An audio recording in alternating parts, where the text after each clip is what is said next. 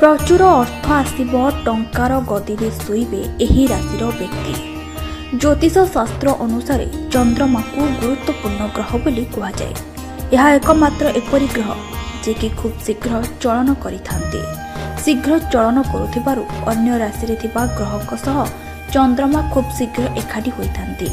यार प्रभाव समस्त राशि उपरे पड़िथाए। चलित मास नवेम्बर 20 तारिख रे चंद्रमा कर्कट राशि रे प्रवेश करिवे। एही राशि रे पूर्वरु ही मंगल ग्रह रहिचंती। मंगल और चंद्रमा एकाठी हेबा द्वारा महालक्ष्मी राजयोग सृष्टि हेबाकु जाउछे। एहा द्वारा किछि राशि व्यक्ति विशेष भाग्यशाली हेबे। तेबे सेही राशि गुड़िक मध्य प्रथम हेउछि वृष।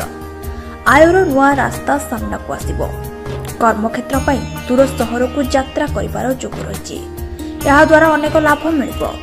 भूमि जान किनिबार योग रहिछि। धन प्राप्ति हेबो। भविष्यत पाई नुआ योजना करिवे। जेउ कार्य हाथ देबे सेथिरे सफलता मिलिबो। एही राशिर व्यक्ति विशेषक उपरे परिवार लोके खुशी हेबे। जीवन रे कोनोसी समस्या रहिबो नाही। सेही भली कर्कट। एही राशिर व्यक्ति विशेषक चाकरी क्षेत्र रे नुआ सुयोग मिलिबो। टंका निवेश करी हठात लाभवान हेबे। व्यवसाय रे मध्य लाभ हेबो।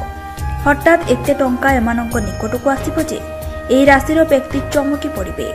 अनेक दिन समस्या रहिबा परे प्रथम थर एही राशिर व्यक्तिक भाग्य रे विराट परिवर्तन आसिबाकु जाउछि।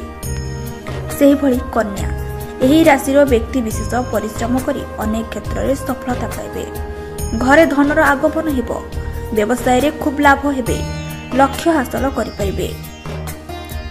मनस्कामना पूर्ण हेबो।